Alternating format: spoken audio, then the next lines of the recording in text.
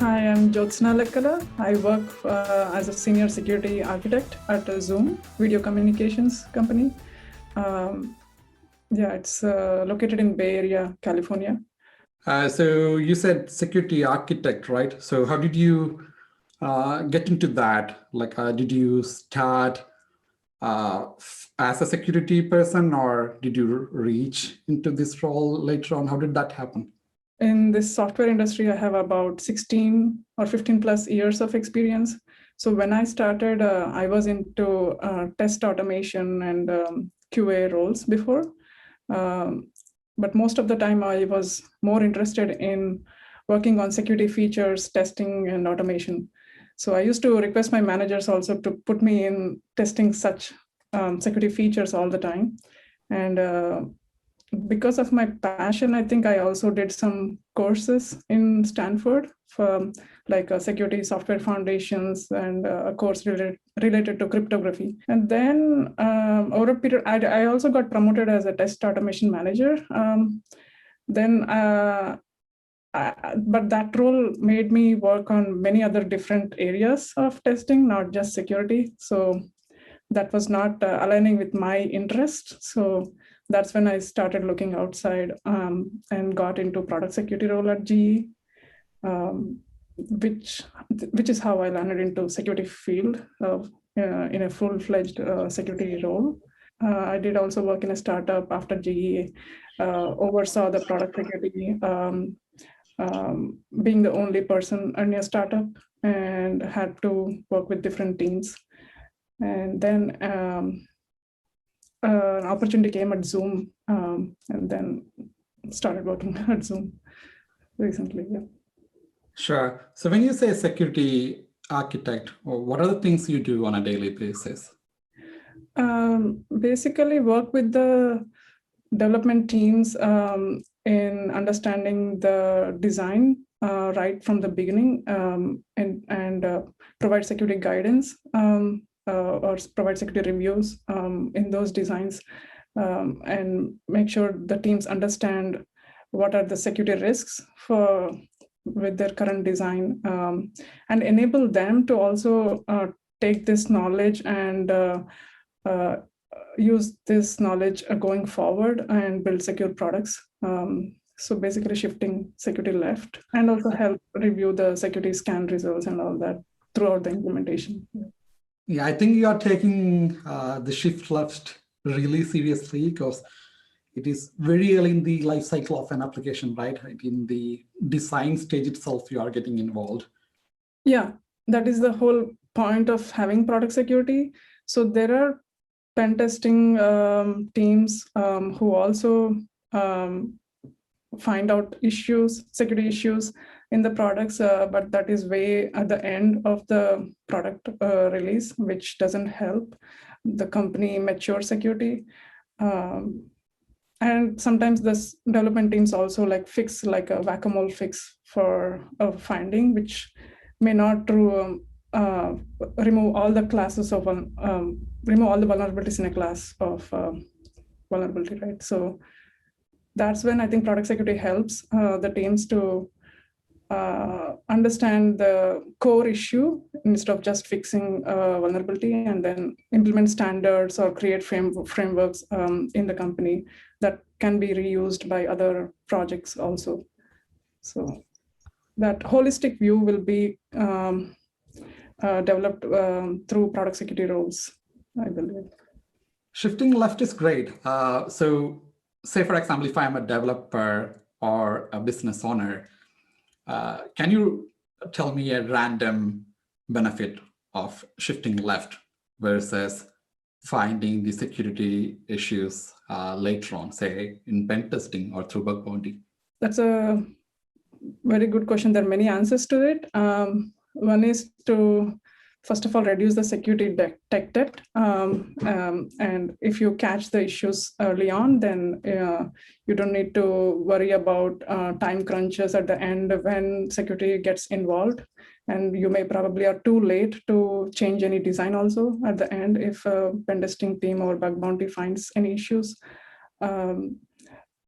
Also, you don't want to pay bug bounty all the time. And you can remove, if you remove classes of vulnerabilities, then you can also save cost. If it is not InfoSec, you said you transitioned from quality testing to InfoSec.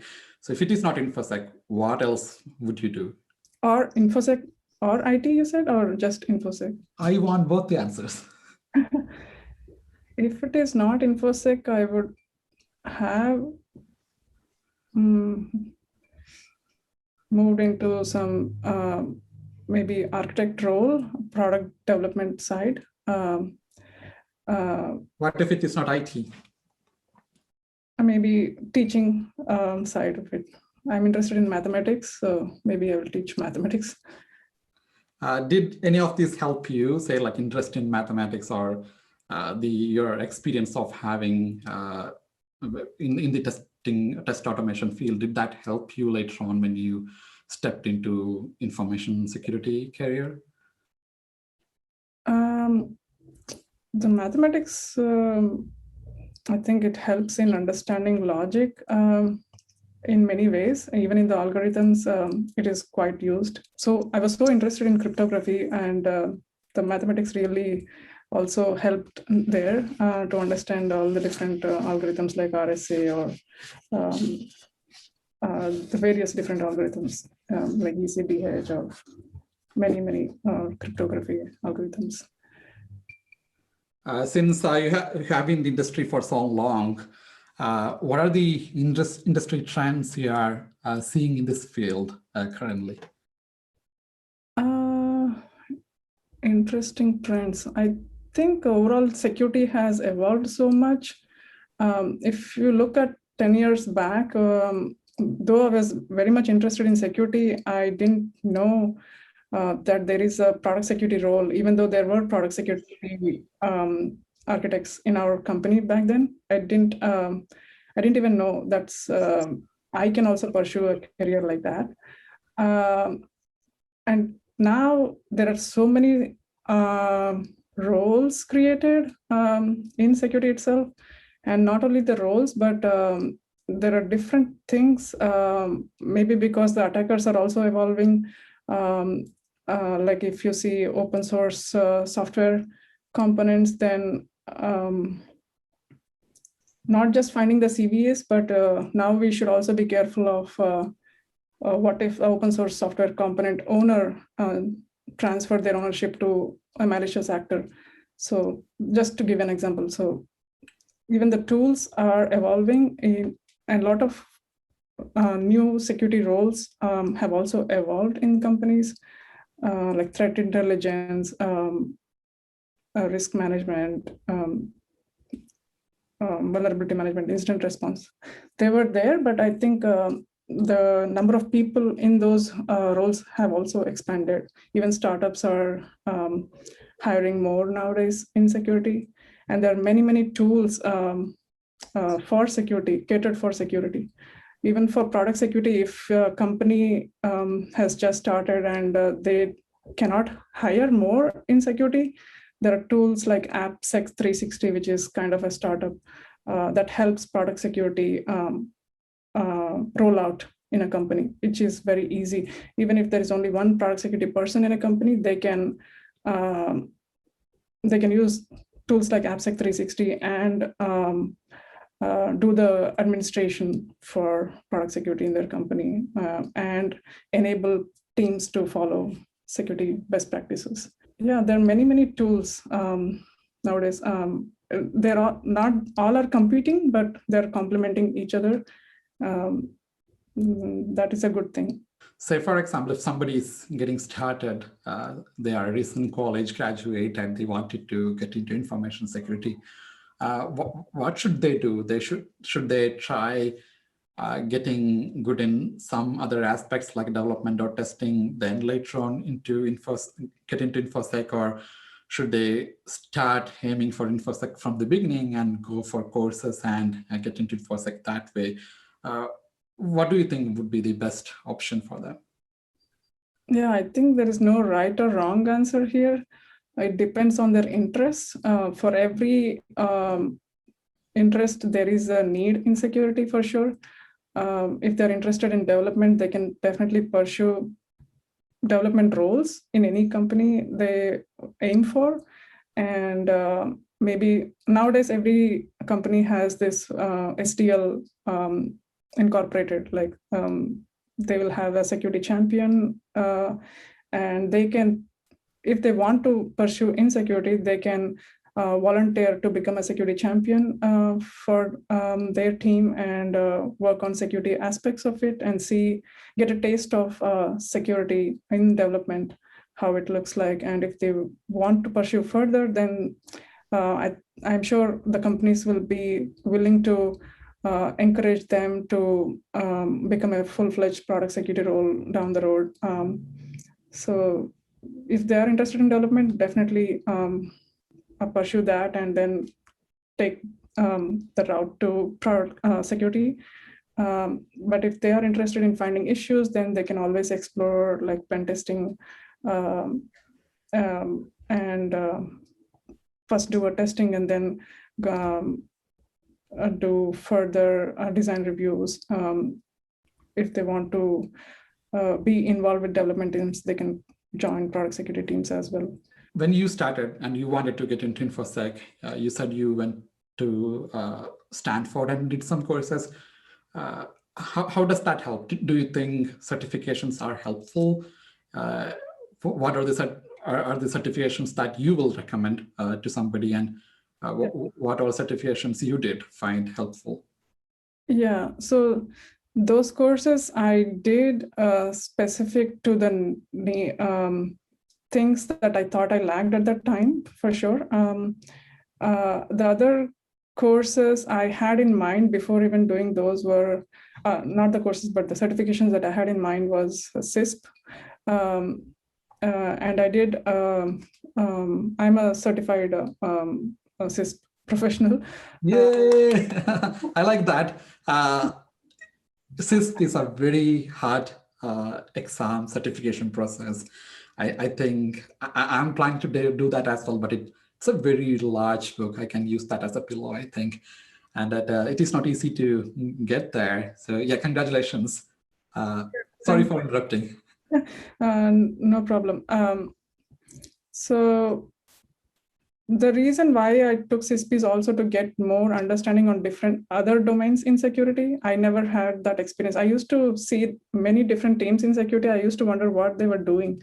And definitely CISP helped me understand at least some part of it. And the other part came through experience, but definitely it laid the foundation in understanding various domains, like why there is compliance, what is risk management, and security testing and all that. I also did AWS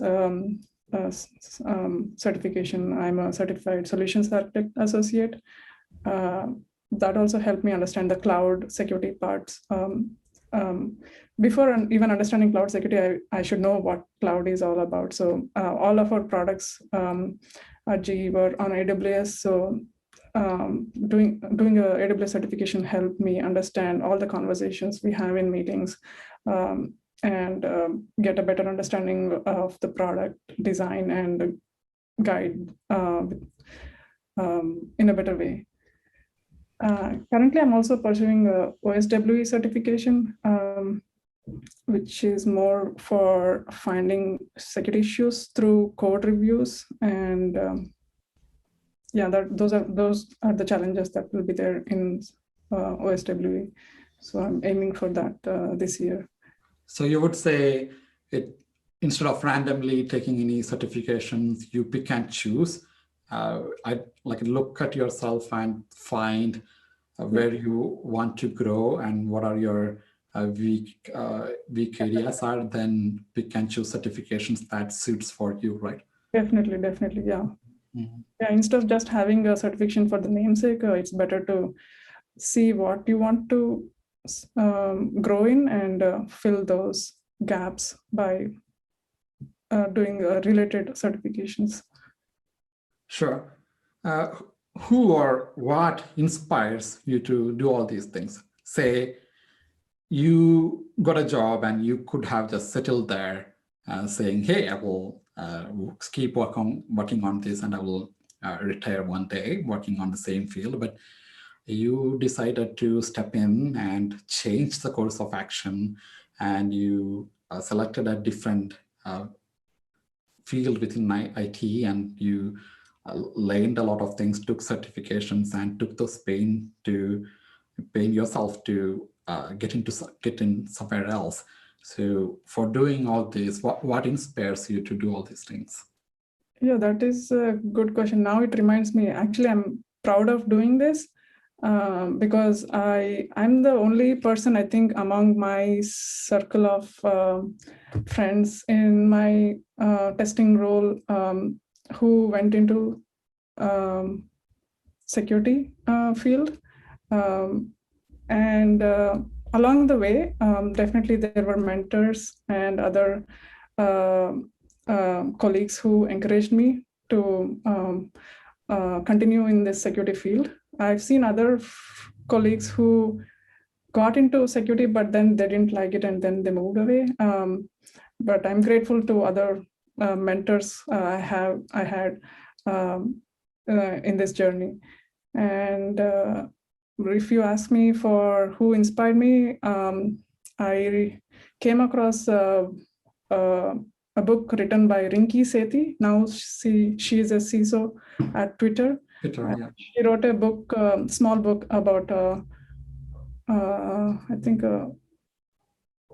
who are in cybersecurity, how they got started, and why they need more people, something along those lines. And she also had a list of security blogs or sites to subscribe to. I literally went into and subscribed to all of them, for which I haven't already. And also there was another book written by Marcus. I forgot the last name. It's a Tribe of Hackers. In that book also they have all the security contributors or famous security researchers in that book, and they had recommended some books or TV shows or movies. Just it was very in a light way, but that helped me see how I can navigate myself in the career. And also I read some books and I follow many people, security folks in Twitter. And I also, actually I met you in OWASP's Slack channel. So I think all people who took time to help and share information are really great, and they inspire me definitely. What are your hobbies? What do you do in your spare time? I constantly read books. At least like every 2 weeks or so, I finish one book. I don't literally read the books, but I listen to audiobooks. Some security books that really help me gain confidence or gain more perspective in security and are like The Cuckoo's Egg, Sandworm, or The Countdown to 0 Days kind of books. Yeah, so after reading these books, I also delve into what are the different reasons why US and Russia have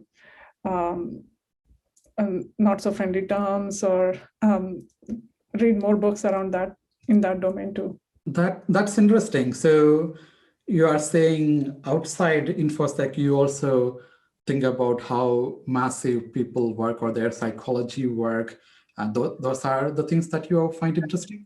Yeah, mainly I'm interested in nonfiction books. Apart from security, I also read psychology related books. Like I'm a big fan of Yuval Noah Harari's books like Sapiens or Homo Deus. And then read some self-help books like Deep Work or Atomic Habits kind of books. Yeah. Okay, so if I ask you, what are the top 5 recommendations for me from your reading list, or what will those be? The first one is The Cuckoo's Egg, then Countdown to 0 Days, Stuxnet, Sandworm, and The Tangled Web. The Tangled Web may sound like a textbook, but it helped me in security. And Deep Work, and Quiet. These are like self-help books, but yeah, Quiet helped me because I think I'm an introvert, and it helped me raise my confidence in the way I work. So yeah. You are working security architect. I'm sure you run into lots of meetings every day, and also you need to review designs and make sure that you are not missing any pieces. So how do you manage all these things? Do you use any tools or a mechanism to track your work and making sure that you get the focusing time? Or how do you manage that? Do you use any tools, software, or anything of that sort? I think the best tool is to keep away all the distractions. Whatever tools you have, like the IM channels like Slack or Zoom, I just have do not disturb in that, so I don't get constant notifications all the time when I'm working deeply on something. And I like put my phone away, far away from me, except when I need the MFA to enter into some applications. Yeah, that's it. I think that keeping away the distractions will definitely help focus on the things that we do. And earlier, I was not used to having so many meetings when I was not in security role. But when I joined security field, there were so many meetings. In the beginning, I felt not so used to it. It was kind of challenging, definitely. But now I got used to it, and this is my bread and butter for my job. So I really am enjoying now. If you gain the trust from other teams when you work with them, and also be humble and modest. When you don't know things, just ask for help. Build the rapport with the teams. That will help the meetings. I mean, you can attend the meetings easily if you don't put your egos aside and just focus on the work. We are moving to the last and final question of the day. But before that, thanks a lot for spending your evening with us. I really appreciate you giving us the time and sharing all the inspiring stories. Yes. So last question of the day, do you have any message for the audience? I think just follow your passion and don't hesitate to talk to others for help when needed. I think that's it. That's a simple message, but I'm sure people can. There are so many great mentors they can take help from. And again, thank you, Abhi, for your time and opportunity in your channel to talk about my journey, InfoSec journey. Really appreciate it.